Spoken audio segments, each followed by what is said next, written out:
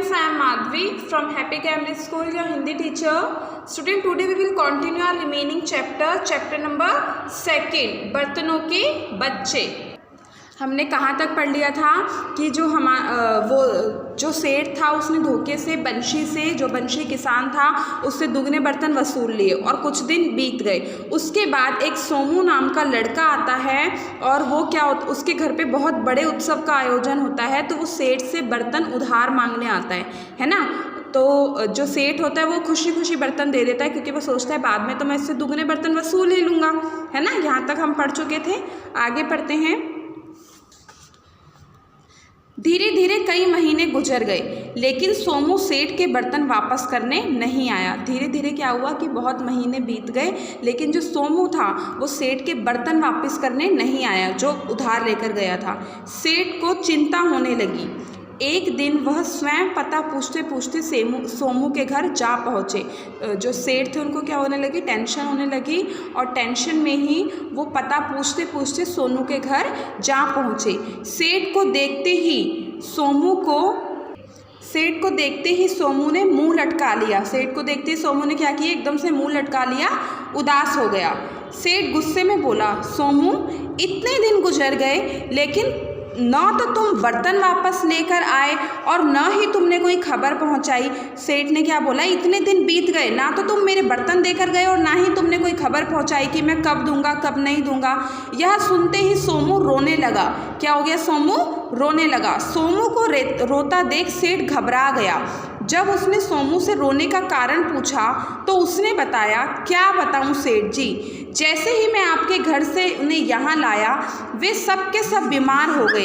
मैंने उनका खूब इलाज करवाया, लेकिन वे सब के सब मर गए। सोमू ने क्या बोला, मैं आपको क्या बताऊं सेठ जी। रोते रोते उसने बोला कि जब मैं उन्हें आपके घर से अपने घर पर लेकर आया था वो सारे एकदम से बीमार हो गए। मैंने उनका बहुत इलाज करवाया, लेकिन वो ठीक नहीं हुए और वो सारे के सारे बर्तन क्या हो गए, मर गए। ठीक है। यह सुनते ही सेठ चीख पड़ा, क्या बकते हो, बर्तन भला कहीं मरते हैं। सेठ ने क्या बोला, क्या बकवास कर रहे हो तुम, बर्तन भला कभी मरते हैं। सोमू ने तपाक से जवाब दिया, सेठ जी जब बर्तन बच्चे पैदा कर सकते हैं तो मर भी सकते हैं। यह सुनते ही सेठ समझ गया कि सोमू ने उसी की चाल उस पर चल दी और वो वहाँ से चला गया, क्योंकि जब सेठ ने बंशी को बोला था ना कि इसके बर्तनों के बच्चे थे वो भी ला कर दो, तो इसलिए वो समझ गया। जब उसने बोला कि जब वो बच्चे दे सकते हैं तो वो मर भी तो सकते हैं ना, तो वो समझ गया कि इसने मेरी ही चाल मेरे ऊपर चल दी और वो चुपचाप वहाँ से चला गया। क्योंकि अगर वो वहाँ पर बोलता कि नहीं बर्तनों के बच्चे नहीं हो सकते, वो मर नहीं सकते, तो उसको बंशी जो किसान था वो उसके ऊपर चढ़ जाता कि तुमने तो मुझसे दुगने बर्तन वसूल लिए थे, इसलिए वो चुपचाप वहाँ से चला गया। तो बेटा इस चैप्टर से हमें क्या शिक्षा मिलती है कि हमें कभी भी लालच नहीं करना चाहिए और कभी भी किसी को धोखा नहीं देना चाहिए। ठीक है। अब देखो ये हमारा चैप्टर के शब्दार्थ हैं। उत्सव, उत्सव का मतलब क्या होता है, जलसा या समारोह। जब्त मीन्स होता है कब्जा करना। लाचार मतलब बेबस। तपाक मतलब तुरंत जवाब देना। ठीक है। अब देखो बेटा इस चैप्टर के ये MCQ हैं। सही उत्तर पर सही का निशान लगाओ। सेठ को किस चीज़ का शौक था, सेठ को किस चीज़ का शौक था, नए नए बर्तन इकट्ठे करने का शौक था।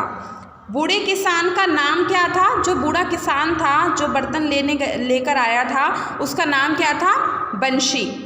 सेठ को देखते ही मुंह किसने लटका लिया, जब सेठ को देखा तो किसने मुंह लटकाया था, सोमू ने मुंह लटकाया था।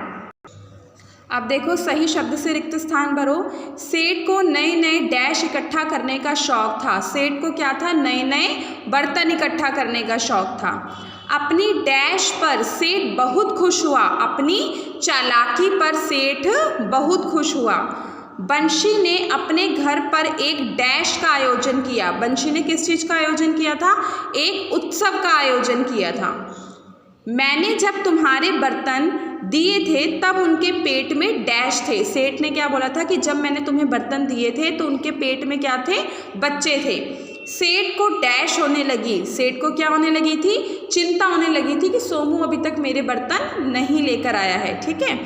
सोमू ने सेठ से उसके सारे बर्तन डैश मांगे। सोनू ने उसके सेठ से उसके सारे बर्तन क्या मांगे थे? उधार मांगे थे। क्यों मांगे थे? क्योंकि उसके घर पे एक बहुत बड़े उत्सव का आयोजन था। ठीक है, तो चलिए बेटा आज के लिए इतना ही।